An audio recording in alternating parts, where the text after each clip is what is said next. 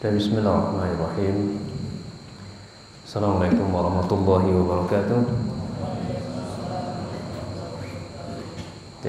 Sehat semua ya Puan? Sehat sih? Alhamdulillah.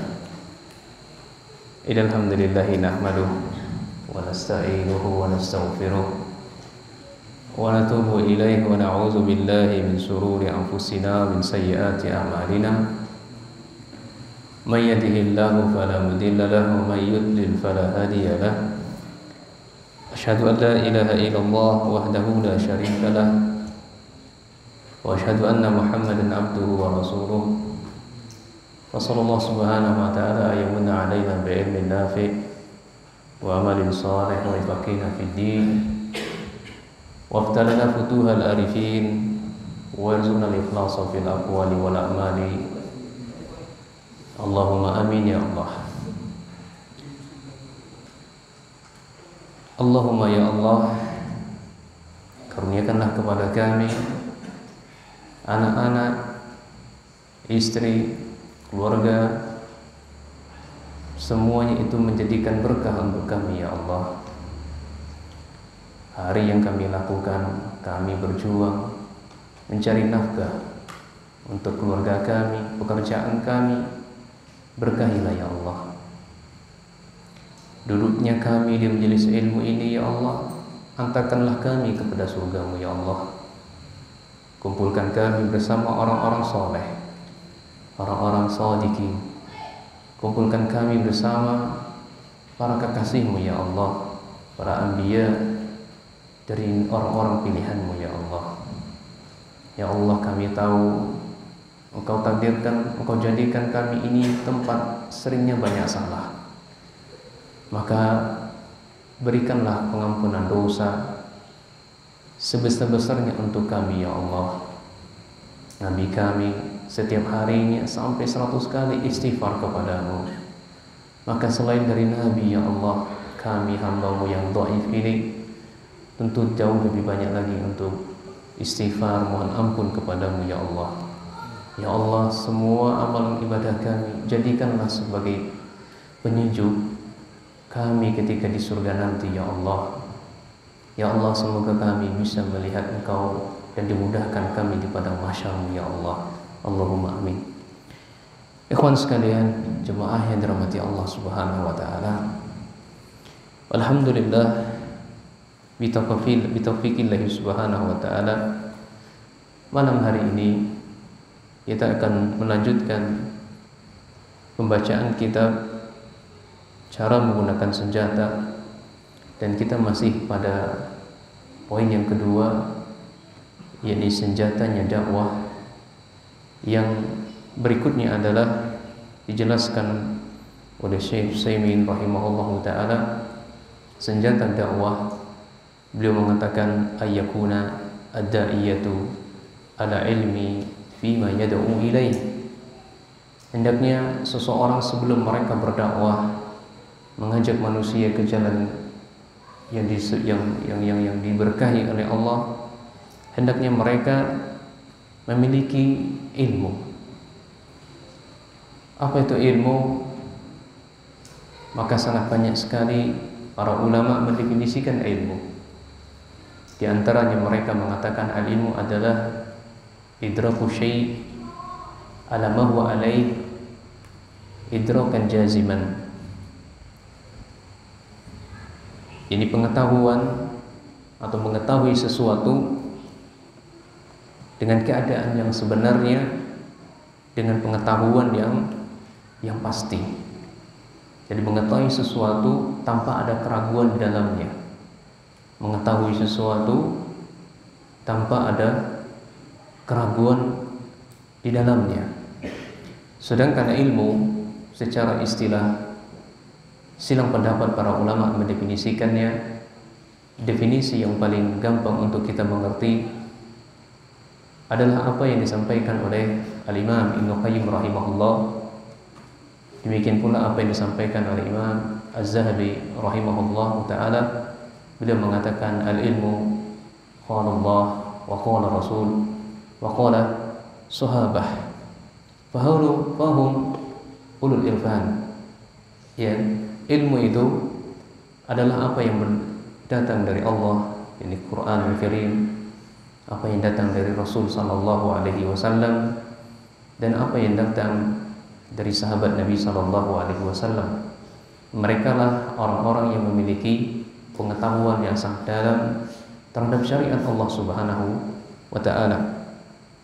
Selain dari hal ini, maka tidak dikatakan adalah ilmu. Dan beliau lebih lanjut mengatakan, ma ilmu nasbuka lil khilafi safahatan bainar rasuli wa bainar ra'i fulan. Ya, kata beliau, bukanlah ilmu jika seseorang mempertentangkan kebodohan antara ucapan Rasul dengan ucapan seorang kiai atau seorang fulan. Ya. Ini ada ucapan Rasul sallallahu alaihi wasallam, kemudian dipertentangkan dengan sesuatu yang bodoh, dan dia lebih mengatakan, oh ini perkataan fulan, ini perkataan syekh fulan. Dia lebih mententangkan, lebih memilih pendapat syekh fulan ketimbang perkataan Rasul sallallahu alaihi wasallam. Dan ini bukanlah disebut dengan al-ilmu. Baik, jadi ilmu di sini ya mesti harus dimiliki oleh seorang dai sebelum mereka berdakwah di jalan Allah Subhanahu wa taala. Disebutkan pula oleh Syekh Abdul Razak bin Abdul Muhsin Al-Badr hafizahullah taala, beliau mengatakan, wa huwa syartun la budda min tawaffurihi fi da'iyati ila Allah. Ilmu itu adalah sebuah syarat, sebuah keharusan yang mesti dipenuhi oleh seorang dai yang mereka mengajak ke jalan Allah. Ya. La budda aydu ila Allah bi'ilmin wa basiratin. Harus, tidak boleh tidak.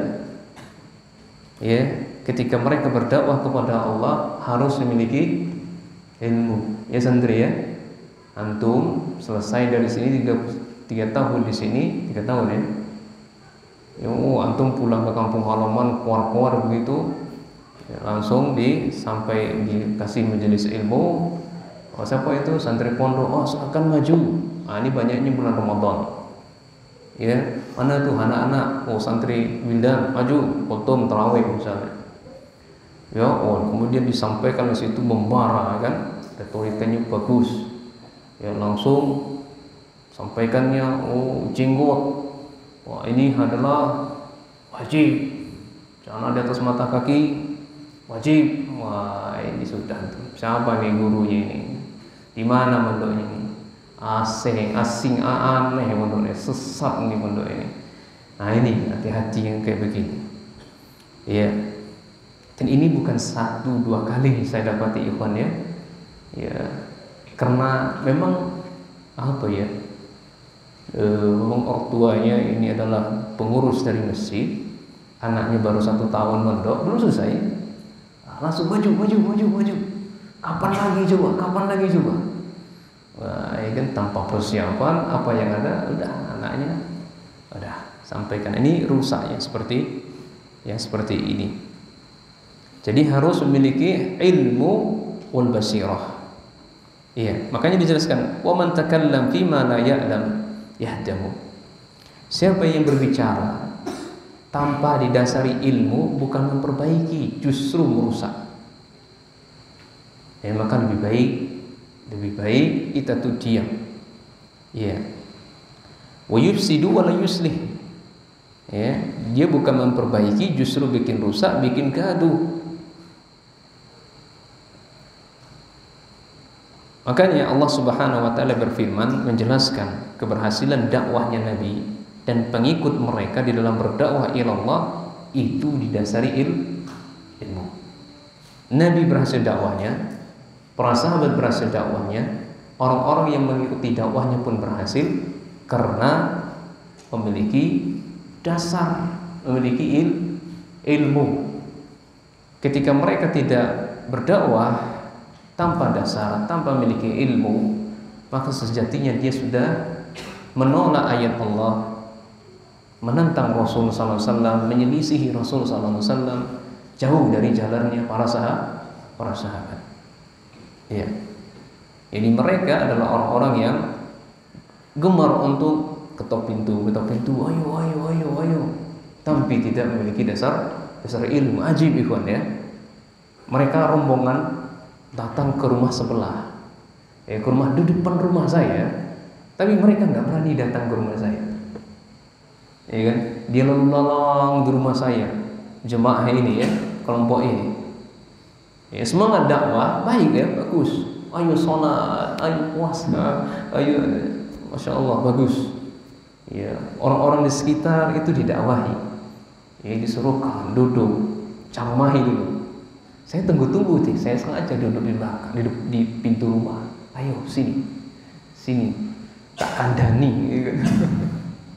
Tapi mereka nggak berani. Ya, mereka nggak berani. Yang lain, ya mereka. Nah, ini orang-orang yang memiliki semangat dalam dakwah, tapi mereka tidak memiliki dasar ilmu, menyelisihi Allah, menyelisihi Rasulnya, menyelisihi generasi terbaik. Ya, makanya ketika mau berdakwah pastikan kita ini ya memiliki dasar. Makanya Allah mengatakan kul hazihi sabili ad'u ila Allah. Katakan wahai Muhammad, ini jalan saya yang menyuruh mengajak kepada Allah. Atas apa? Ala basiratin, atas ilmu, atas basirah. Ana, saya, wa manittaba'ani, Rasul sallallahu alaihi wasallam, dan orang-orang yang mengikuti Rasul. Orang-orang yang mengikuti Rasul sallallahu alaihi wasallam. Wa subhanallah, dan maha suci Allah, wa ma ana minal musyrikin, saya tidak termasuk orang-orang yang menduakan Allah azza wa jalla. Iya. Wal basiratu hiya ilmu sahih mabniu ala kitabillahi wa sunnati rasulih. Basirah yang dijelaskan dalam ayat ini adalah ilmu yang benar, ilmu yang terbangun ilmu yang dibangun di atas kitab Allah dan dibangun di atas sunnah Rasulnya sallallahu alaihi wasallam.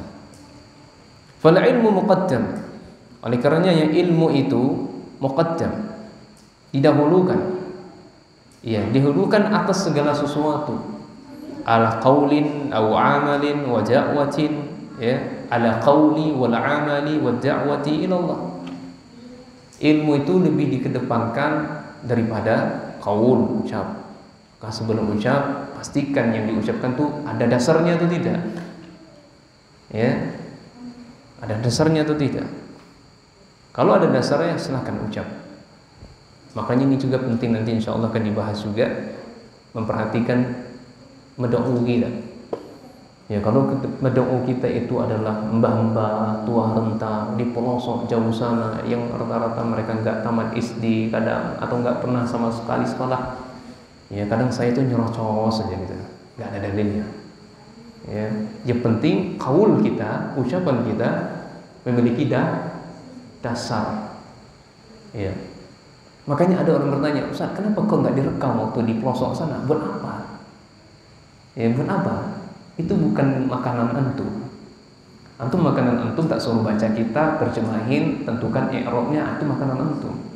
Kalau antum bantu saya di pelosok, bagus, kan gitu. Iya. Nah, jadi kembali lagi, ilmu itu lebih dikedepankan atas qaul, amal. Ya. Kita mau beramal nih, apapun sebentuk amal kita, pastikan pijakannya, dasarnya sahih. Iya, sebelum beramal, ikhwan ya, untuk mengajak orang keliling kemana-mana, pastikan itu pijakannya ada. Oh, ini adalah perintah Allah. Suri toladannya Nabi Ibrahim, itu wahyu turun kepada Nabi Ibrahim. Antum kepada siapa ya? Wahyu mana turun kepada antum? Iya, keliling apa? Dakwah 30 hari, 40 hari, berapa lagi? 3 hari aja setengah. Ya, mereka itu sangat gampang mengkulturkan seorang itu ustaz. Dan itu pernah kami alami ketika di Libya dulu. Ya, saya di Libya itu main saja dan waktu mau daftarkan di Libya, qadarullah belum bisa bergabung.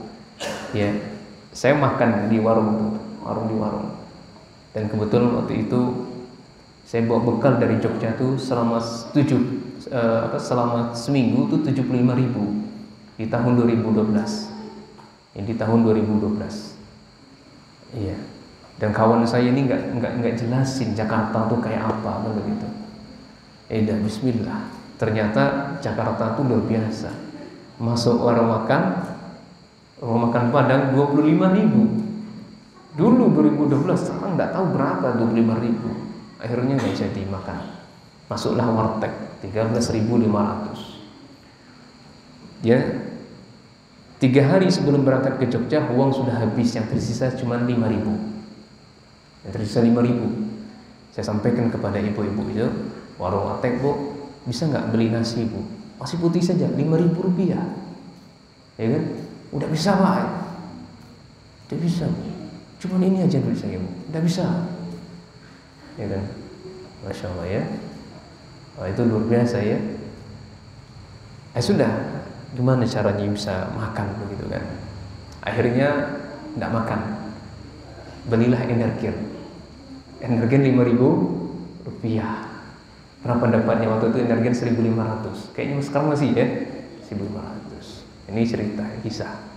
Ambil pelajaran di situ kan. Ya, ternyata Energen 5.000 itu hanya berapa dapatnya? 3. Cuma saya makan setiap hari 1 gelas, 1 siang 1, sore 1. Iya. Hari berikutnya masih sisa 2 hari lagi. Saya datang lagi ke warung itu, bu, saya benar-benar nggak ada uang lagi bu. Kira-kira bisa nggak saya makan gratis bu? Udah bisa mas. Ya kan? Bang udah dapat. Ya sudah, saya waktu itu ada yang ya ikhwan kita ini, jemaah kita ini, saudara kita ini di situ. Mas, sini biar saya yang bayar. Masya Allah, senangnya luar biasa. Alhamdulillah, ya kan, senangnya. Ya saya santap makan segala macamnya gitu kan. Sudah ditanya, Mas, mau khuruj enggak? Ya mau khuruj enggak? Oh iya, ya mau dong mau khuruj. Wah nanti akan begini begitu segala macamnya. Ya, Mas, awalnya kan panggil Mas tuh, Mas. Sebelumnya ada pernah khuruj atau belum? Oh, udah sering saya khuruj. Kalau hitungnya udah ribuan kayaknya. Langsung berubah ini Pak. Panggilannya awalnya Mas, langsung berubah menjadi Ustaz. Allah, Ustaz, Masya Allah, Ustaz. Tambah Ustaz, tambah. Iya tambah, iya kan? Ya saya ingat dulu saya nambah apa lagi nggak tahu, lupa saya. Tambah. Lihat gampangnya mereka mengkulturkan seorang itu ustaz, semangat dakwahnya luar biasa, tapi tambah memiliki dasar ilmu. Enak juga kalau begini ya, gitu kan? Ya kita keluar rumah sebut khuruj, keluar dari WC sebut khuruj. Apa tuh khuruj itu? Kharaja yakhruju. Ukhruj, keluarlah. Iya kan? Berapa kali antum keluar? Ribuan kan? Ya kalau ditanya sudah berapa kali khuruj? Iyalah kalau udah ribuan kan. Tapi yang dimaksud itu adalah khurujnya ke mana? Ke Bangladesh, Pakistan, gitu kan? India. Ya. Ini orang-orang yang orang-orang yang semangat dakwah tapi tanpa dasar ilmu, bukan memperbaiki, justru membuat rusak. Nah, jadi pastikan ikhwan sekalian, ketika berucap, ketika berbuat, pastikan memiliki dasar. Ketika tidak memiliki dasar, gak usah. Ya, sama kayak antum melakukan yasinan, kayak maulid nabian. Ya, ketika ada orang yang datang mengundang kita, maka sampaikan saja, Pak, Nabi saya begini, Rasul saya begini, sahabatnya begini, dan saya butuh untuk didatangkan satu dalil, satu bukti dulu Rasul kita, Nabi kita pernah melakukan itu. Kalau Bapak nggak bisa mendatangkan, maka saya tidak akan berani untuk melakukannya, dan saya tidak siap untuk mempertanggungjawabkan di hadapan Allah, padahal Allah waktu itu dan Rasulnya tidak melakukannya. Jadi begitu saja untuk menjawabnya. Atau Ya, sering juga saya ungkapkan dengan kawan-kawan sekalian yang lainnya, ya datang sebelum acara atau sebelum acara, atau memposisikan diri. Kalau kita memiliki ilmu, ya kaji tafsirnya itu apa, ya kan? Kalau mengadakan yasinan, kaji tafsir yasin itu. Atau kita nggak memiliki, ajak ustaz kita, tawarkan kepada mereka. Ya, tapi pada hukum asalnya, kalau cara bid'ah begitu, acara kemungkaran seperti itu, ya maka gugur undangannya, Nah, mana dalilnya, mana dasarnya ilmu itu dikedepankan daripada ucapan atau amal dan dakwah? Allah mengatakan fa'lam, belajarlah kalian. Ya, dituntut oleh Allah, diperintahkan oleh Allah. Maka dalam ayat ini yufidul wujub, wajib. Ketika kita nggak mau belajar, artinya berdosa. Dosa dalam hal apa? Nggak mau melaksanakan perintah Allah. Kalau ilmu itu adalah sesuatu yang daruri, seseorang tidak boleh jahil, dosa jatuhnya. Masa iya anak 10 mandi junub aja nggak ngerti? Anak minsa kan kalau ada, dosa dia. Ilmu tentang Allah, bagaimana Allah sudah tua renta, tapi Allah saja di mana nggak ngerti, dosa dia. Sholat saja nggak ngerti, dosa dia. Ilmu-ilmu yang seseorang harus wajib tahu. Tapi kalau ilmu yang sifatnya bukan daruri, ya, ilmu kedokteran, kalau ilmu apalagi ilmu fikih mawaris, ya, atau apa namanya, jenazah, antum nggak ngerti ngurus jenazah untuk lain-lain, nah, ini bukanlah sifatnya daruri. Nah, maka tidaklah berdosa. Allah perintahkan belajarlah kalian, annahu la ilaha illallah. Allah perintahkan belajar yang pertama tauhid. Ya, Allah perintahkan belajar pertama tauhid. Kemudian yang kedua wastaghfir li dzambik. Mohon ampunlah kepada Allah atas dosa-dosa yang engkau lakukan. Fa bada'a subhanahu wa ta'ala bil ilmi qabla al-qawli wal amal. Allah memulai ya dengan ilmu sebelum ucap dan berbuat. Iya. Li'annahu syartu fi sihhatil qawli wal amal. Karena ilmu itu syarat sahnya ya qaul wal amal. Ucapan seseorang, perbuatan seseorang itu bisa diterima ketika memiliki dasar. Siapapun yang mengucapkannya, kalau tidak ada dasarnya tertolak. Mau gelarnya profesor, mau gelarnya apapun, tapi tidak memiliki dasar, maka ucapan dan perbuatannya ini tertolak. Ya, kama qala Umar bin Abdul Aziz rahimahullahu taala, man abadallah bighairi ilmin kana ma yufsidu aksar mimma yuslih. Siapa yang beribadah kepada Allah tanpa memiliki dasar ilmu, tanpa memiliki ilmu sama sekali, ya, justru kerusakan yang lebih banyak daripada memperbaiki. Itu Umar bin Abdul Aziz, khalifah yang sangat muda sekali, umur 30-an tahun, tapi di masa kepemimpinannya Islam jaya. Iya. Meskipun umurnya belum mencapai usia 40. Iya. Karena pada usia 40 pemikirannya sudah matang. Tapi ini ilham dari Allah, taufik dari Allah kepada seseorang, meskipun umurnya belum sampai 40, Allah jadikan pemikirannya sangat matang. Ya. Tidak dalam memutuskan sesuatu itu tidak apa? Tidak tergesa-gesa. Tidak terburu-buru. Memang usia-usia yang di bawah 30 itu, di bawah 40 itu ide-idenya bagus. Ya, tapi tidak mempertimbangkan apa hasil dari idenya itu.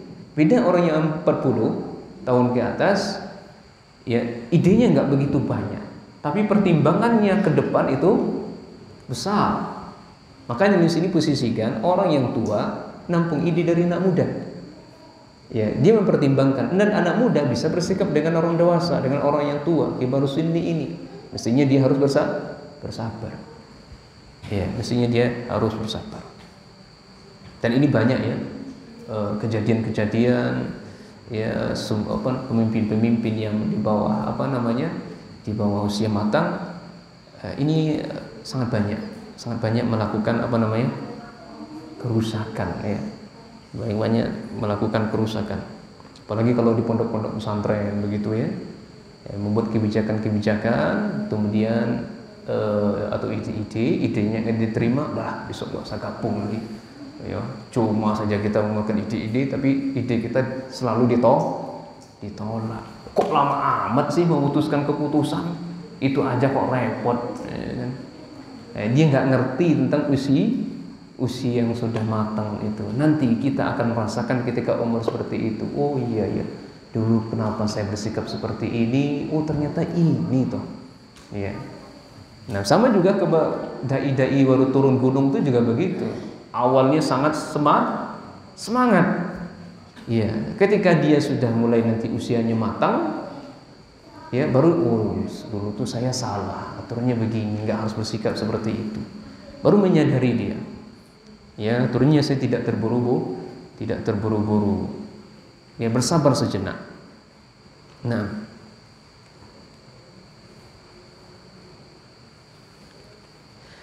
oleh karena itu kata Syekh Abdul Razak Ta'ala, Allah Subhanahu wa taala memuji orang-orang yang berilmu dalam Al-Qur'an. Ya. Dan Allah menyebutkan pujian itu sangat banyak sekali dalam Al-Qur'an. Di antaranya Allah Subhanahu wa taala berfirman, ya, qul, katakan wahai Muhammad, hay yastawil ladzina ya'lamuna wal ladzina la ya'lamun, tentu tidak akan sama. Sama enggak orang yang berilmu dengan orang yang enggak ilmu? Jawabannya tentu tidak. Tidak akan pernah sama antara orang yang berilmu dengan orang yang tidak berilmu. Sebagaimana tidak akan pernah sama siang dan malam. Tidak akan pernah sama panas dan dingin. Tidak akan pernah sama antara wanita dan perempuan, laki-laki. Nah, ini bisa dilihat dalam tafsir Syekh Abdurrahman bin Nasir As-Sa'di rahimahullahu ta'ala. Demikian pula dalam ayat lain Allah memuji orang-orang yang berilmu, ya rafa'illahu allazina amanu minkum wallazina utu ilma darajat. Benar-benar Allah akan mengangkat orang-orang yang beriman di antara kalian dan orang-orang yang berilmu beberapa tingkatan. Iya, dibedakan oleh Allah. Demikian pula dalam ayat lain, innama yakhshallah min ibadihi al-ulama. Yang benar-benar takut kepada Allah itu ikhwan adalah mereka para ulama. Iya, orang-orang yang berilmu. Iya. Pandai retorikanya bagus, tapi terjatuh dalam kemaksiatan, tapi bahkan terang-terangan melakukan kemaksiatan, ada biasa ulama. Ini bukanlah para ulama. Nah, kemudian nasihat dari Syekh Shalih Utsaimin rahimahullahu taala tentang masalah ilmu ini, kata beliau, al-ilmi sahih murtakazi ala kitabillahi wa sunnati rasulih sallallahu alaihi wasallam, bi anna kulla ilmin yaltaqa min siwahuma fa innahu yajibu an yu'rada 'alaiha ahwalan. Ya, jadi kata beliau, ilmu yang sahih, ilmu yang benar itu porosnya adalah Al-Qur'an dan sunnah Rasul sallallahu alaihi wasallam. Karena setiap ilmu yang berasal dari keduanya, fa innahu yajibu 'alaiha ya'radu 'alaiha awalan. Apapun bentuk ilmu, kalau bukan berasal dari keduanya, maka harus ditimbang. Harus pertama ditimbang dulu. Ilmu apa saja? Ya, harus ditimbang, harus dicocoki dengan Al-Qur'an dan sunnah sallallahu alaihi wasallam. Iya, wa ba'da 'ardihi, setelah ditimbang, fa imma ayyakuna muwafiqan aw mukhallifan. Ya, ada kalanya dia sejalan, ada kalanya dia menyimpang, ada kalanya dia menyelisihi. Fa in kana muwafiqan, kalau ilmu tersebut sejalan dengan Al-Qur'an dan sunnah, maka wajib diterima. Iya, ilmu kedokteran misalnya sejalan dengan Al-Qur'an dan sunnah, maka wajib diterima. Ilmu mutih misalnya, ilmu dukun misalnya, Iya, tidak sejalan dengan Al-Quran, wajib sewajib-wajibnya ditolak. Wa in kana mukhallifan, ya, wajib radduhu ala qailihi kainan man kana. Enggak peduli siapapun yang mengucapkannya, mau orang tua saya, mau presiden, kalau ilmu yang dimunculkannya itu tidak sesuai, tidak sejalan dengan Al-Quran dan Sunnah, wajib ditolak. Ilmu montir motor wajib ditolak, wajib diterima atau enggak? Jawab. Ilmu montir motor, mana santri? Antum pengen jadi montir motor enggak? Pengen enggak? Antum bantu motor saya itu loh, sering mogok gitu loh. Nanti kalau enggak jalan, lek mana datang sini lo mana itu? Jalan kaki gitu. Antum panggil pesawat dulu itu. Mana wajib? Wajib diterima atau wajib ditolak? Jawab. Enggak ada hadiah. Hadiahnya minta sama Allah. Ragu ini, mana sebenarnya? Wajib diterima. Mana dalilnya?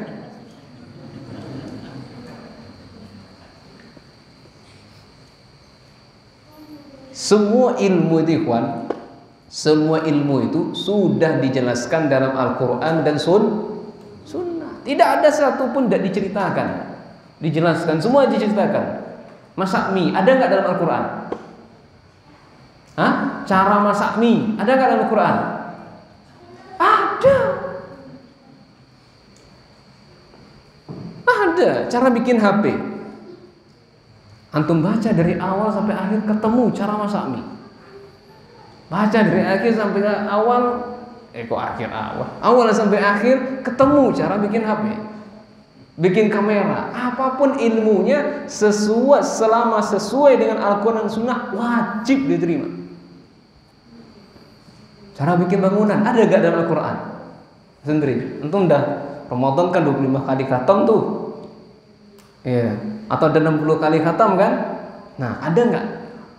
Bangun pondasi dulu, kawatnya kalau bangunan tingkat 3 begini, besinya kalau begini, ada nggak dalam Quran? Ada kan? Ada. Mana dalilnya? Datangkan.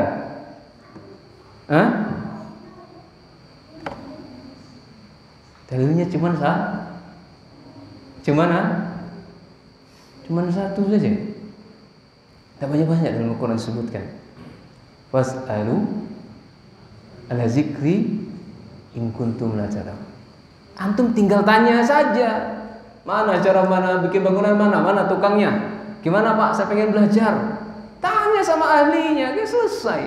Itulah indahnya kalam Allah. Ya, kalimatnya singkat tapi maknanya sangat luas. Mencakup seluruh cara bikin pempek. Tanya aja sama tukang pempek, antum belajar dia, wajib diterima. Iya. Paham insyaallah ya? Paham insyaallah. Nah, bagaimana tadi ini? Nah, jadi kalau wa in kana mukhalifan wajaba radduhu ala qalihi kaidan man kana. Siapapun yang mengucapkannya ilmu tersebut kalau tidak sejalan dengan Al-Qur'an, tidak sejalan dengan Sunnah, maka wajib kita menolaknya. Ya, faqad sabata an Ibnu Abbas radhiyallahu anhuma, telah sabit dari sahabat Ibnu Abbas, semoga Allah ya meridhoinya, annahu qala yushiku an tanzila alaikum hijaratu minas sama. Hampir kalian dihujani dengan batu dari langit. Loh, kenapa kok bisa kita ini hampir dihujani batu oleh langit? Aqulu qala Rasulullah wa taqulu qala Abu Bakar wa Umar. Ini banyak kejadian kita. Pak, ini begini sunnahnya. Rasul dengan ayat Allah berfirman begini, Rasul begini. Enggak, nenek moyang kami gini. Diancam oleh Allah melalui lisan Rasulullah SAW, hampir kalian dihujani batu dari Langit, kalian lebih memilih perkataan fulan, kiai fulan ketimbang perkataan Rasul, ketimbang firman-Nya Allah, ketimbang perbuatannya sahabat. Ya. Iza kana hadza fi qaulin Abi Bakar wa Umar. Kalau demikian keadaannya, yang berkata Abu Bakar orang yang terbaik setelah Rasul dan Umar orang yang terbaik setelah Abu Bakar, fama balakum min qaulin min duni. Lantas bagaimana selain dari ucapan dari mereka, ucapan-ucapan kita ini, kiai-kiai ini.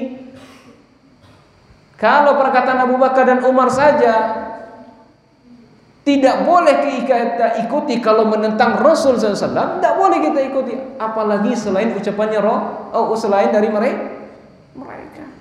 Wah, ini nenek moyang kami, bapak saya. Ini nenek moyang yang mana? Kalau nenek moyangnya adalah Rasul kita, para nabi, jelas. Tapi kalau nenek moyangnya maksudnya berapa generasi, ini bukan nenek moyang namanya. Nah, ya.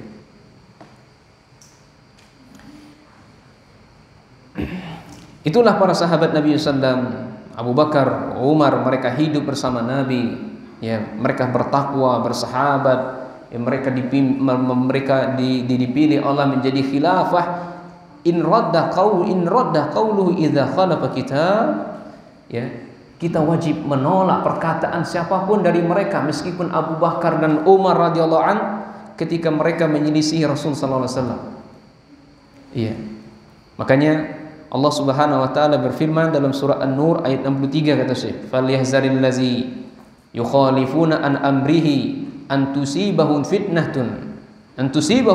aw yusibahum azabun alim." Hati-hati kalian orang-orang yang menyelisihi perintah Allah.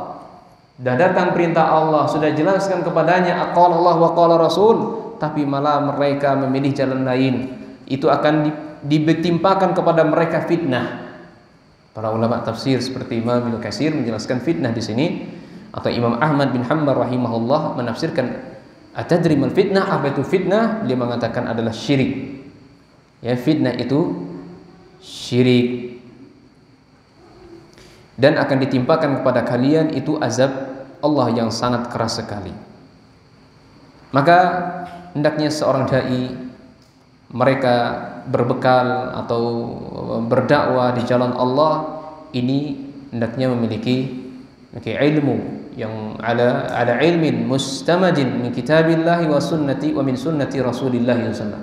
Dia harus bersandar, ya, dia harus berpedoman kepada kitabullah dan sunnah Rasul sallallahu alaihi wasallam as-sahihah maqbulah, yang sahih, yang diterima. Wa amma da'watu biduni ilmin fa innaha da'watu ala jahlin, wa da'wati ala jahlin darurah akbaru min naf'iha, li'anna hadha ad-da'iyah qad nasaba nafsahu mawjiban wa mursyidan, fa idza kana jahilan fa innahu bidzalika yakunu dalalan. Ya, adapun dakwah tanpa ilmu ini adalah dakwah kejahilan, orang jahil.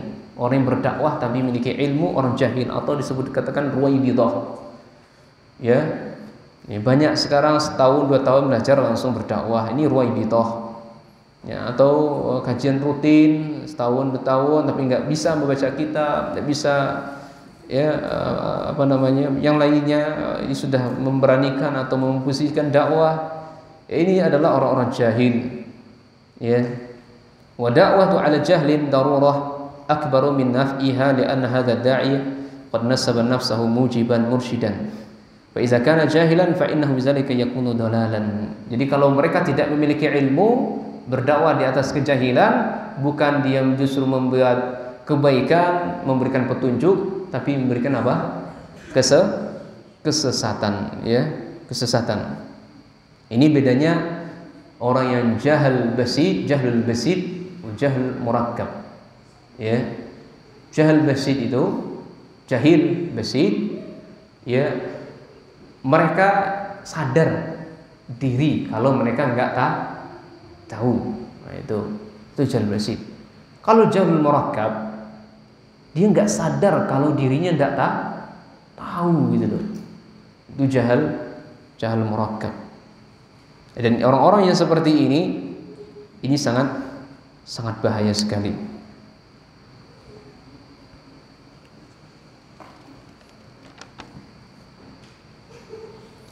Kemudian Syekh Shalih Utsaimin hafizahullah wa rahimahullahu taala lebih lanjut, beliau menasihatkan para dai yang ketika mereka berdakwah di jalan Allah Subhanahu wa taala, beliau menjelaskan ayat yang kita pernah baca tadi, qul hazihi sabili ad'u ila Allah ala basiratin ana wa man ittaba'ani wa subhanallah wa ma ana minal musyrikin. Kata beliau, wa ta'ammul ayyuhal da'iyah lillahi qauluhu ta'ala ala basirah. Apa sih makna basirah? Ya, apa sih makna ilmu? Jadi berdakwah itu harus memiliki ilmu. Kata Syekh, ilmu tersebut ada 3. Ya, kata Syekh, ilmu tersebut ada 3. Yang pertama, ala basiratin fima yad'u ilaih bi ayyakuna aliman bil hukmi syar'i. Maksud yang pertama adalah seorang dia berdakwah, pastikan dia memiliki pengetahuan tentang hukum-hukum syar'i yang akan dia dakwakan. Li'annahu qad yad'u ila syai'in yazunnuhu wajiban wa huwa fi syar'illahi ghairu wajib. Jadi syarat yang pertama harus pastikan dirinya paham tentang hukum syar'i. Jangan sampai dia berdakwah, dia menyangka sesuatu itu wajib, padahal dalam syariat tidak wajib. Sesuatu umum ini apa saja, karena dia nggak memiliki hukum syar'i, nggak mengerti, nggak memiliki pengetahuan hukum syar'i, dia sangka sesuatu ini wajib. Oh, ini wajib ini, padahal di cross check tidaklah wajib. Fayalzimu ibadallah bima la yulzamuhumullahu bi. Dia dai ini sedang mewajibkan ibadah kepada Allah, padahal Allah nggak wajibkan. Ya, ini hati-hati nih para dai yang mereka menyuruh ke jalan Allah, pastikan dirinya paham hukum syar'i, jangan sampai salah. Iya, disangkanya wajib padahal Allah nggak wajibkan. Siapa yang bisa memberikan contoh sesuatu dia nggak wajib? Ya, sesuatu sangkaannya wajib padahal dia nggak wajib. Ya. Apa contohnya? Silahkan untuk bikin contoh ya. Bisa nggak? Sesuatu yang nggak wajib tapi disangkanya wajib, didakwakan kepada manusia. Ini Allah wajibkan buat kalian. Siapa yang tidak sholat malam, misalnya gitu kan, maka rezekinya berkurang, misalnya gitu kan. Sangkanya dia wajib. Atau siapa yang sholat malam maka dia akan berdosa, dia mendapatkan murka Allah, misalnya gitu kan. Sangkanya wajib padahal dia tidaklah wajib. Nah, atau kemana kebalikannya, wa qad yad'u ila tarki syai' yazunnuhu muharraman fa wa dinillahi ghairu muharram. Ada orang yang mengajak tinggalkan itu, dia menyangka sesuatu itu adalah yang haram, yang ditinggalkan dia ini disangkanya haram. Setelah kita cek dalam syariat Allah, ternyata yang ditinggalkan tadi itu bukanlah haram. Iya. Fa yahrumu ala ibadillah, maka dia mengharamkan hamba Allah padahal Allah menghalalkan untuk mereka. Yang tadi nyangkanya dia wajib padahal tidak wajib. Kebalikannya. Iya, Sangkaannya itu haram, padahal itu bukanlah haram. Jadi pastikan yang pertama paham tentang hukum syar'i. Ya. Jadi orang yang paham hukum syar'i ini kan hendaklah mereka mempelajari tentang usul fiqih atau qawaidul fiqhiyah. Ya. Atau istinbatud dalil. Ya. Sehingga dia bisa istinbat, menetapkan sebuah hukum berdasarkan dengan dalil-dalil yang ada. Dan itu kedua ini ditopang dengan ilmu nahwu dan sharaf. Qawaidul fiqhiyah dan usul fiqh tidaklah bisa dipelajari kecuali mutkin tentang nahwu dan sharaf. Rutinlah belajar bahasa Arab. Ya, rutinlah belajar bahasa Arab. Justru sebenarnya belajar bahasa Arab itu lebih ramai sebenarnya, ya. Ala kulli hal. Ya. Kemudian ilmu yang kedua, basirah yang kedua, apa maksudnya? Ala basiratin fi halid da'wah. Nah, ini tentang keadaan mad'u kita. Tentang keadaan mad'u. Itu yang saya bilang tadi, kalau kita ke pelosok-pelosok tuh, kalau saya itu nyerocos saja gitu kan. Ya, nyerocos saja. Kok menyerocos ya?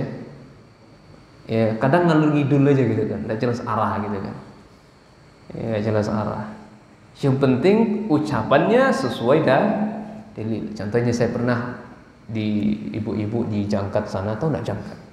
Jemuk itu banyak Jangkat, Pak. Jambi sana Jangkat. Sungai Tebal. Nah, kan sering di situ. Ibu-ibu itu enggak ngerti, ngaji aja paha aja kelihatan, Pak. Lagi bersila gitu kan. Ya enggak ngerti kan. Sampaikan, Bu. Ya, jadi saya banyak kisah aja kepada mereka. Tadi Masya Allah, Bu, ya, saya datang dari Bangko. Qadarullah wa syafa'al. Ya, Allah takdirkan saya bannya bocor. Ya. Tapi di situ ada pelajaran ternyata, Bu. Coba kalau ban saya nggak bocor, boleh jadi saya ditabrak oleh orang, mati. Saya nggak sampai dengan ibu. Sesuai dalil kan nih?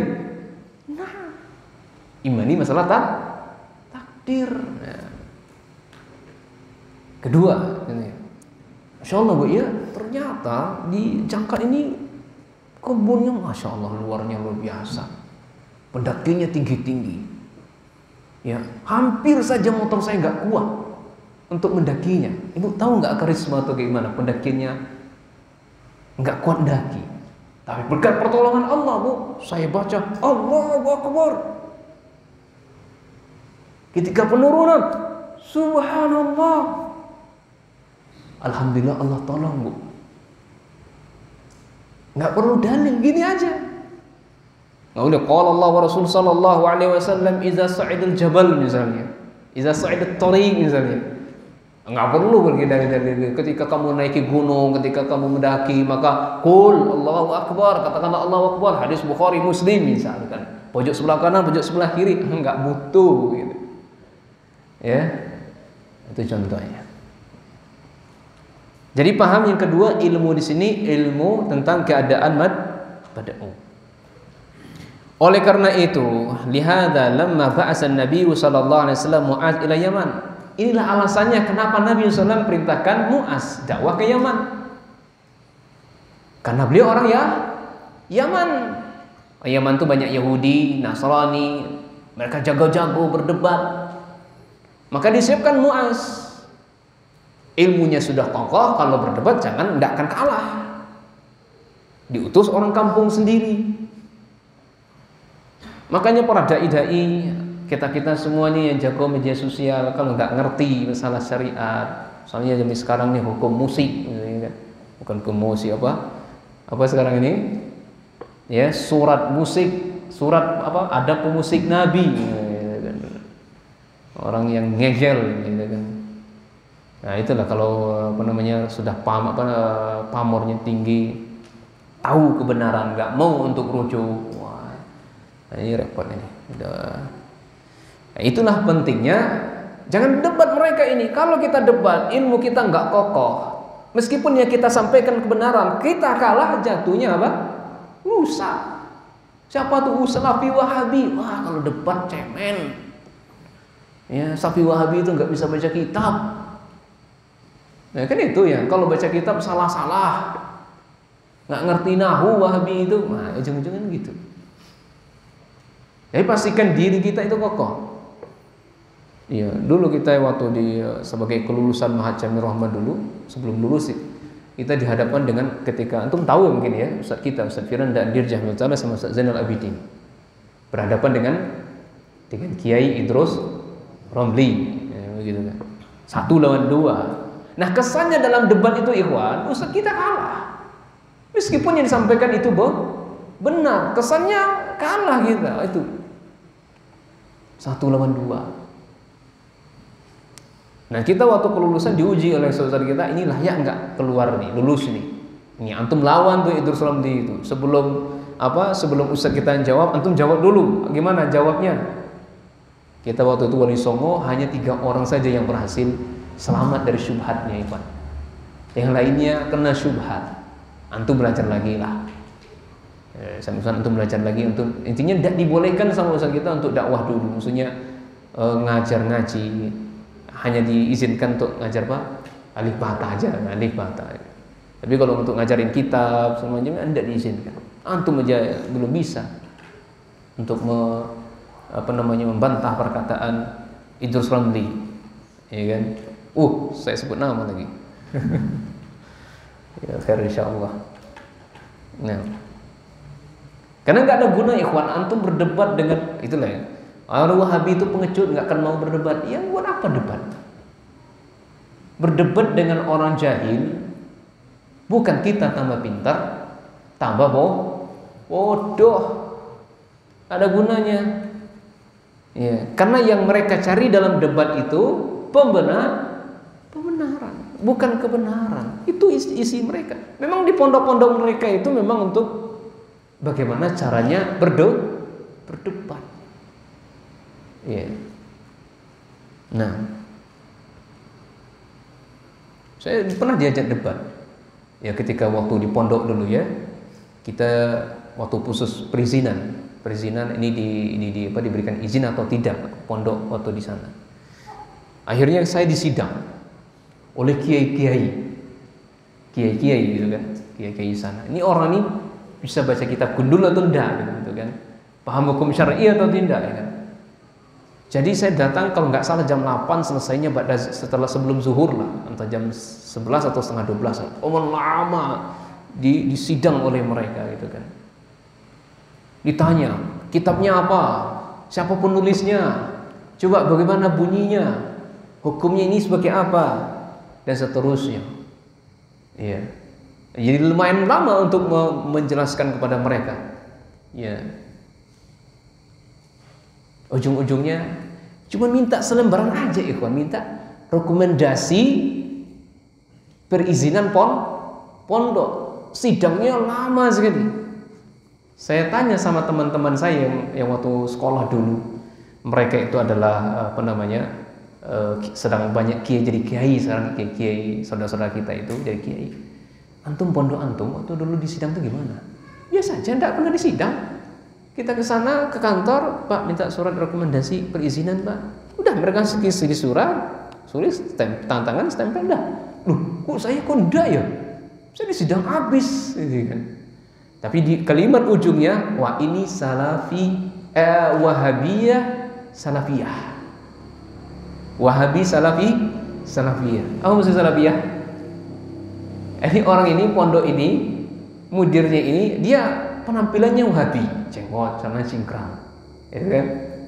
Tapi yang dibahasnya sama kayak kita, gitu kan? Sama kayak kita. Ya, banyak ditanya tentang masalah hukum syar'i, masalah qunut bagaimana, masalah talafuz biniyah bagaimana, jahar biniyah bagaimana, masalah talqin bagaimana. Wah, ini saya kutip dari kitab-kitab mereka. Ya, saya bawa ini Pak. Ternyata ikhwan, mereka sendiri mengakui kalau itu tidak ada dalam mazhab Syafi'i. Pak Kiai, mohon maaf, kalau itu nggak ada di ajaran Pak Kiai itu, kenapa Pak Kiai lakukan? Tanya jawabnya apa? Ini sudah turun temurun. Kalau kita nggak lakukan, kita nggak laku, nggak dipakai kan? Yasinan. Di kitab Syafi'iyah tidak akan pernah adanya kumpul-kumpul di rumah duka baca Yasin. Kitab Syafi'iyah manapun. Iya. Demikian pula masalah talafuz bin niyah. Itu muqtarinan bi fi'il. Ketika kita mau melakukan fi'il, perbuatan, antara Allahu Akbar, situ niatnya. Adapun usalli baru ini, itu bukan namanya muqtarin fi'il, qabla fi'il namanya. Sebelum melakukan perbuatan ada ini menyelisih mazhab Syafi'i. Kenapa dilakukan? Ujung-ujungnya ya takut pendapatannya berkurang. Undangan yasinan berapa ya, Kawan? Amplopnya lumayan gede. Ya. Lumayan gede. Jadi paham dulu masalah ini. Inilah kenapa sahabat Mu'adz bin Jabal diutus oleh Allah, oleh Rasulullah SAW ke Yaman agar dipersiapkan bisa mendebat mereka orang-orang Yahudi dan Nasrani. Nah, kemudian ya,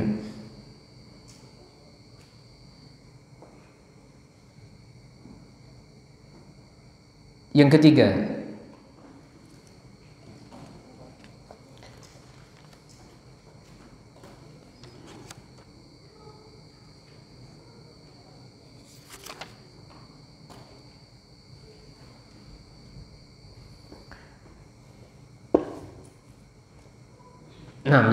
adalah ala basiratin fi kaifiyati dakwah. Nah, ini cara berdakwahnya. Bisa dikatakan retorika.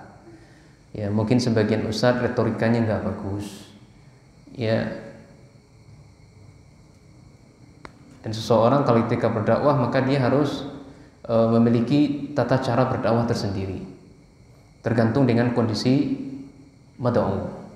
Ya, pernah saya dapati seperti ini. Ya, saya mengira-ngira saja. Ketika saya dapat undangan ngaji di sebuah tempat, saya mengira-ngira ini kayaknya orangnya banyak para sarjanawan, ya, orang-orang yang sudah berpendidikan. Ternyata setelah saya sampai di tempat, ternyata bukan. Dan materi yang saya siapkan itu memang untuk orang-orang yang berpendidikan. Ternyata bukan. Bingung saya apa? Nah, akhirnya harus banting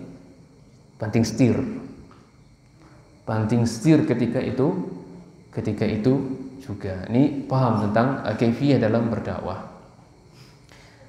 Makanya Allah Subhanahu wa taala berfirman, "Ud'u ila sabili rabbika bil hikmah."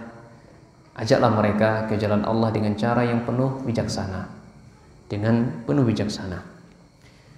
Wal mau'izati hasanah, ya, dan mau'izah yang paling terbaik, pengajaran yang paling terbaik.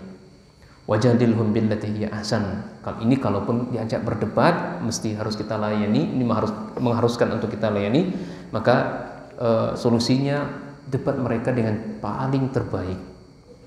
Ya, debatlah mereka dengan paling terbaik.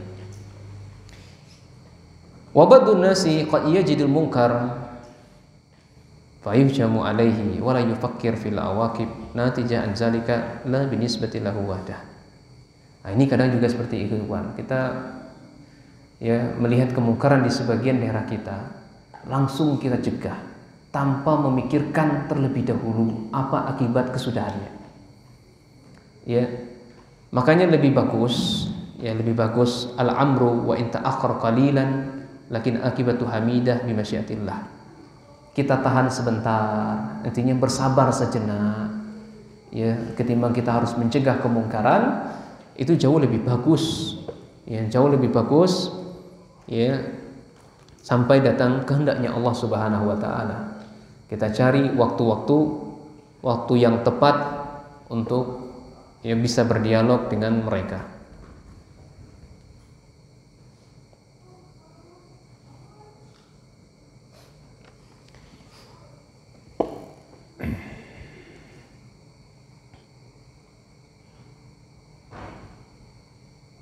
Baik. Kemudian ada sebuah pertanyaan dari Syekh, fa iza lam yakun insanu za ilmin fa innal aula bihi ay yata'allam awalan thumma yad'u saniyan.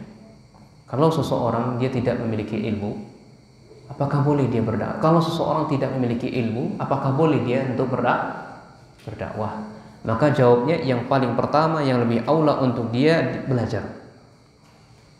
Ini yang pertama, sabar dulu, belajar, summa yada'u saniyan. Kemudian kalau dia memastikan dirinya memiliki ilmu, maka tidak masalah untuk dia berdakwah. Iya. Qad yaqulu qail, ada orang yang mengatakan, ya, artinya menyanggah, hal qauluka hadza yu'arridu qaulun Nabi sallallahu alaihi wasallam.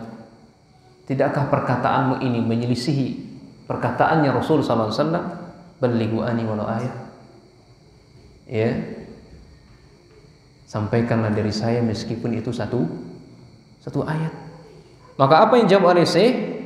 Fal jawabu la, enggak, ini tidaklah menyelisihi Rasul. Ini tidaklah menyelisihi hadis. Ya. Lianna Rasul sallallahu alaihi wasallam mengatakan balighu ani, sampaikanlah dari saya. Iya. Izan fala budda ay yakuna ma nuballighu qad sadara ala Rasulillah sallallahu alaihi wasallam.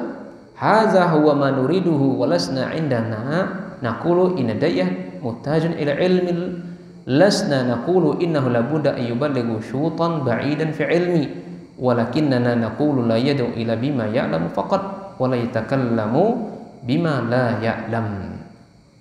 Kata Nabi sallallahu alaihi wasallam, kata Syekh di sini, ini tidaklah menyelisihi Rasul sallallahu alaihi wasallam. Yang kita inginkan dari hadis ini adalah kita menyampaikan tentang syariat Allah yang kita tahu. Adapun yang tidak kita ketahui, maka enggak boleh disampaikan. Sampaikan apa yang kita tahu, berbicara apa yang kita ketahui, dasarnya jelas. Kalau kita tidak tahu, maka jangan nyampaikan. Tidak harus dituntut di sini harus memiliki ilmu yang syutan ba'idan fi ilmi, enggak harus memiliki gelar yang alamah dulu, profesor dulu, doktor dulu, MPD dulu, SPD, enggak. Dia tahu tentang firman Allah satu saja, sampaikan. Kadang ini juga jadi syubhat dari sebagian dai, ya. Antum akhi, tolong bantu saya dakwah di sini. Ana belum layak akhi, ya, ana belum layak akhi, ya, nggak sepantas saya untuk menyampaikan itu, ya. Antum belajar 3 tahun di pondok, 4 tahun, 10 tahun di pondok, tidak adakah satu ayat, satu hadis dari Rasulullah SAW yang kau ketahui syarahnya, tafsirnya dari perkataan para ulama? Mustahil, tidak mungkin selama 10 tahun, 4 tahun dan seterusnya. Mesti ada satu ayat, sampaikan satu ayat tersebut. Ketika kita nggak tahu, katakan tidak tahu, selesai. Iya. Ini banyak yang mundur-mundur seperti itu, padahal di kampungnya nggak ada dai. Ini pulang ke kampung halaman. Banyak ya, alumni Madinah pulang kampung halaman jadi petani kopi. Ya, jadi petani, nggak masalah jadi petani kopi, tapi dia meninggalkan dakwah.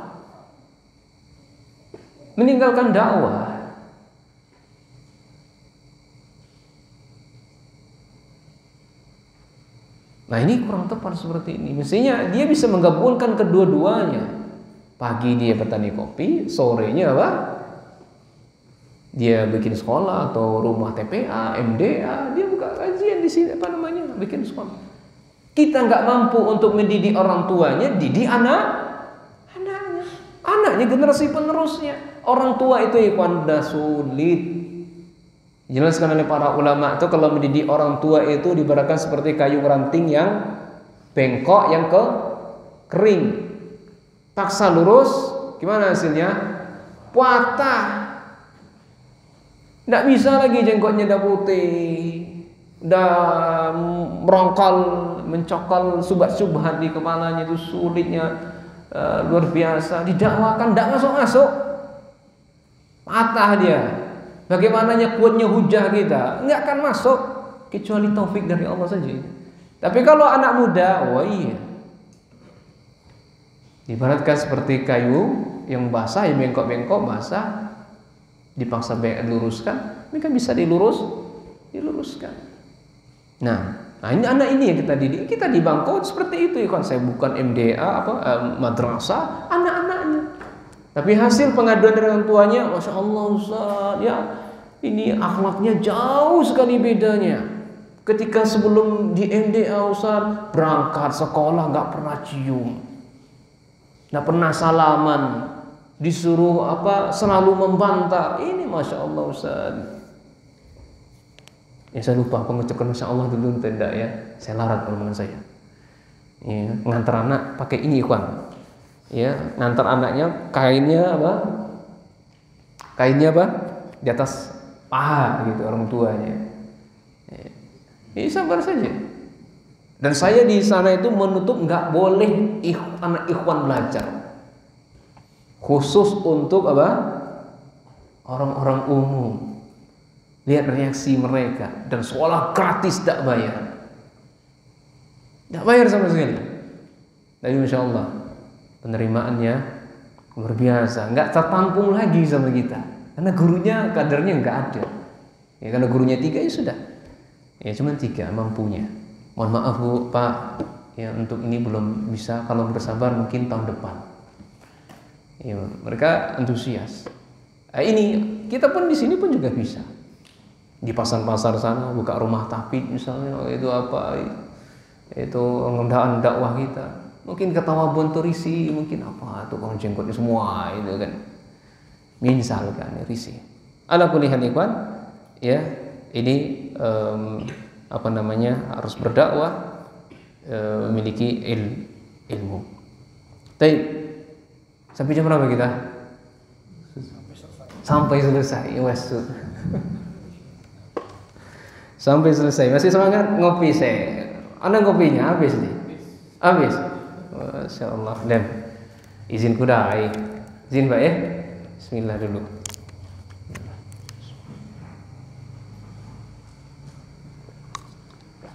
Sudah 1 jaman. Type senjata yang berikutnya adalah senjata yang berikutnya yang keberapa? Yang kelima adalah ar-rifqu.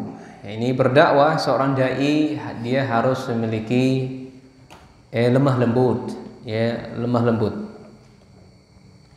Fa yanbaghi li da'i ayyakuna rafiqan bil mad'uin haliman ma'ahum. Jadi seorang dai, dia menyampaikan dakwah kepada jamaahnya, hendaknya dengan lembut. Ya. Dengan lembut, senyum, wajahnya berseri-seri, jangan ya. Jangan wajahnya usam ya, senyumnya. Ya, relax ya begitu ya. Jangan kita enggak mau lihat jemaah gitu kan. Apa dia takut atau gimana? Ini Ustaz nih kok enggak mau senyum, tuh apa kok enggak mau tanya kabar, atau kalau dia habis kajian langsung pulang gitu kan, nggak mau ngobrol dulu misalnya gitu kan, misalnya basa-basi atau apa gitu kan. Ya. Nah, jadi harus seorang dai mestinya harus seperti itu. Ya. Tadi kalau wajah layyin al-ariqah, nah, ini tampakkan wajah yang berseri-seri, bersinar-sinar, senyum, ya kan. Latiful ibarah, ya. Lembut ibarahnya, ungkapan-ungkapannya itu gampang dicerna. Saya sulit atau enggak? Kayaknya sulit kayaknya. Terlalu tinggi. Tinggi betul. Bisa dimengerti enggak? Bisa ya. Terlalu tinggi Ustaz? Enggak tinggi toh? Enggak insyaallah. Karena sini ragamnya banyak. Ada S1, S2, ada guru, ada Pak Bos ya kan.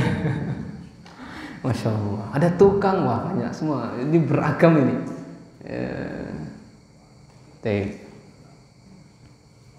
Ini harus paham juga ya keadaan mad'u ini, ya kan? Ada santri juga, Masya Allah. Jadi harus rifqan, ungkapan bahasanya gampang dimengerti. Ya, jangan terlalu tinggi bahasanya, ya. Kalau terlalu tinggi, kayak anak kuliah itu apa namanya, menggunakan bahasa ini nggak sesuai dengan ekspektasi saya ini. Wah, ya kan? Saya pun lama juga dulu nyari-nyari apa sih ekspektasi gitu ya. Apa sih? Saya itu nggak ngerti juga gitu kan, apa ekspektasi gitu kan. Bahasa-bahasa mereka, ya. Tapi berbicara tentang dalilnya ini tentu banyak ikhwan ya. Disebutkan oleh Nabi sallallahu alaihi wasallam, inna rifqa, sesungguhnya rifqa la yakunu fi syai'in illa dzana. Sesungguhnya kelembutan itu kalau menghinggapi sesuatu pasti menghiasi. Iya. Kita lembut pada seseorang pasti akan dihiasi dengan kelembutan. Pasti akan dihiasi oleh kelembutan. Wa yu'ti ala rifqi ma la yu'ti ala unufi.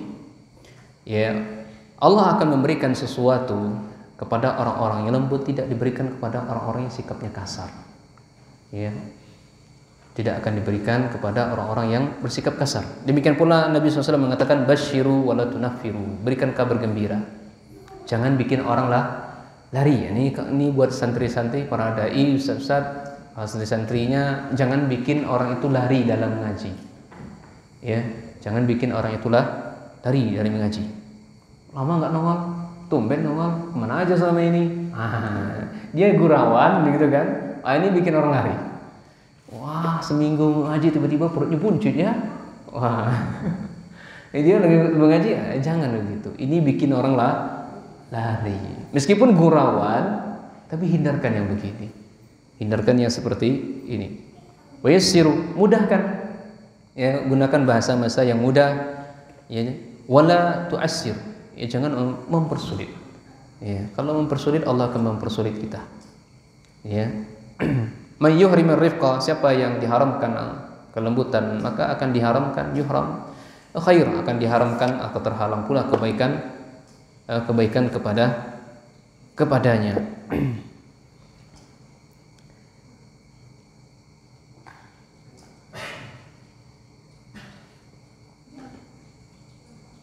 Tapi ikhwan ya, mungkin sampai di sini saja pembahasan masalah yang berikutnya, masalah sebagai terakhir. Kita berdakwah itu ikhwan, mengajak seseorang itu untuk melembutkan hati, bukan untuk memperkeras hati. Jangan sampai kita sudah berdakwah atau mengaji, ya, justru malah semakin keras. Ya, kita tidak mendakwahkan Fir'aun, ikhwan. Kita tidak mendakwahkan Fir'aun. Fir'aun saja diperintahkan oleh Allah Subhanahu wa taala kepada nabi kita, jadi Nabi Musa alaihi salatu wassalam, untuk berkata lemah lembut kepadanya. Apa yang dikatakan oleh Allah? Izhaba, wahai Musa dan Harun, engkau berdua ila Fir'aun, pergilah kepada mereka. Dakwahkan mereka itu. Fir'aun itu dakwahkan. Kenapa? Innahu tagha, mereka sudah melampaui batas. Fir'aun itu sudah melampaui batas. Ketika engkau berdakwah kepada Fir'aun, wahai Musa dan Harun, faqulu lahu qawlan layyina. Tidaklah engkau mengucapkan ucapan kepada dia, pastikan lembut. Pastikan menyejukkan dia, menenangkan hati dia. Jangan sampai ucapan kamu, ucapan kalian justru malah hatinya menjadi keras. Iya. La'allahu yatazakkaru, sehingga ketika engkau berdakwah, mengajak manusia dengan lemah lembut, ucapan yang bagus, wajah yang berseri-seri, itu mereka bisa kembali mengingat Allah, atau yakhsha, atau mereka takut kepada Allah Subhanahu wa taala. Fabima demikian pula dalam ayat lain Rasul kita diingatkan oleh Allah Subhanahu wa taala, fabima rahmatin minallah lintalahum. Kalau bukan berkat rahmat Allah wahai Muhammad, maka berkala rahmat minallah lintalahum, maka linlah kepada mereka. Intinya berlemah lembutlah kepada mereka. Walaupun tafaddan ghalidhal alqalbi lam faddu min haulik. Kalau engkau wahai Muhammad berdakwah kepada mereka kafir musyrikin, orang-orang jahiliyah itu.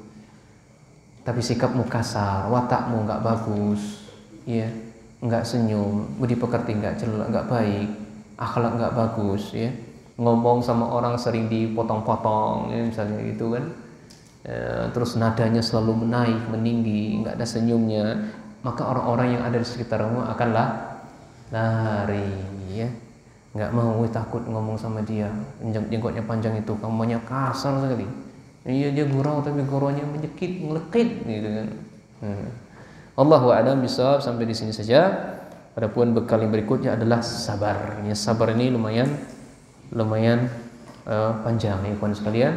Semoga Allah memberikan taufik pada kita semuanya dan memberkahi ilmu kita dan amal kita, keluarga kita, dan melancarkan segala rezeki kita, pekerjaan kita. Allahumma amin. Ya Allah, sehatkan kami, jaga kesehatan kami, sembuhkan anak kami, sembuhkan keluarga kami dari penyakitnya. Ya Allah, ampuni kami dan masukkan kami ke dalam surga-Mu. Allahumma amin. Subhanakallahumma bihamdika asyhadu an la ilaha illa anta astaghfiruka wa atubu ilaik. Assalamualaikum warahmatullahi wabarakatuh.